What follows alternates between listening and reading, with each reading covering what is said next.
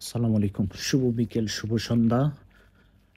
এই একটা জায়গা যেখানে আমি আমার বেশি সময় বিকেল বেলাটা বা রিল্যাক্স টাইমটা, লেজার টাইমটা এখানে স্পেন্ড করি। এটা হচ্ছে আমার বাসার সামনে এবং অফিস থেকে একটু দূরে ব্রিজের উপর থেকে এই ভিউটা নেওয়া। সামনে যে খালি স্পেসটা দেখতেছেন ওইটা মূলত এক্সারসাইজের জন্য।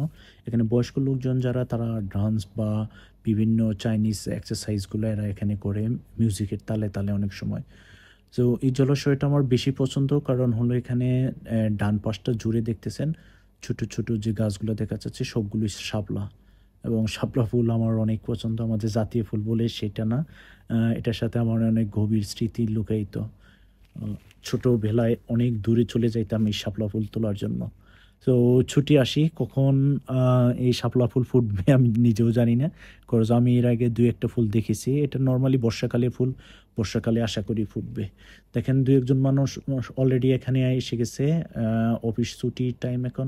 অফিসের পরে আস্তে, আস্তে সবাই চলে আসবে। জলাশয়টা নিস্তব্ধ নীরবতা এখন।